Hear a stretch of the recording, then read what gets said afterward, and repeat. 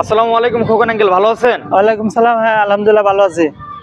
আজকে আমাদের জন্য কি কি ভিডিও থাকছে আর ভিডিওতে কি কি ধামাকা থাকছে একটু যদি বলে দিতেন গাড়ির ইঞ্জিন সম্পর্কে। গাড়ির ইঞ্জিন সম্বন্ধে আসলে এতটা ধারণা কিন্তু আমারও নাই। আমি তো ইঞ্জিনের মিস্ত্রি না, আমি গাড়ি চালানো শিখাই। বেসিক ধারণাটা আর কি। বেসিক ধারণা যেরকম এই যে এটা হচ্ছে ইঞ্জিন, জি। ঠিক আছে।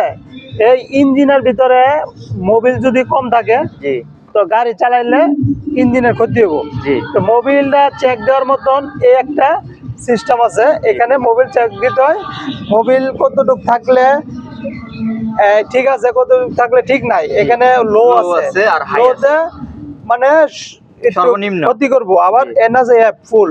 জি তো ফুল থাকলে ঠিক আছে। তো এই মোবিলের সম্বন্ধে এখান থেকে এটা ধারণা দিলাম। তারপরে মোবিল যদি কম থাকে, এই যে এই দিকটা এটা খুলতে হবে। এটা একটা প্যাচ আছে, প্যাচের ইঞ্জিন অয়েল যাকে বলা হয় ইঞ্জিন অয়েল, এই মুখ কাটা খোলার পরে এখানে যতটুকু কম থাকবো এতটুকু এদিক দিয়ে দিতে হবে। ডালতে হবে। জি, যাই হোক, আমরা এটার কাজটা কি যদি আমাদেরকে একটু বলতেন। এটার কাজ হয়েছে উইফার, জি। যেটা গ্লাস যদি ময়লা হয়ে যায় জি, এইখান থেকে পানি স্প্রে করে গ্লাস গ্লাস পরিষ্কার পরিষ্কার হবে। হ্যাঁ। আর অনেক সময়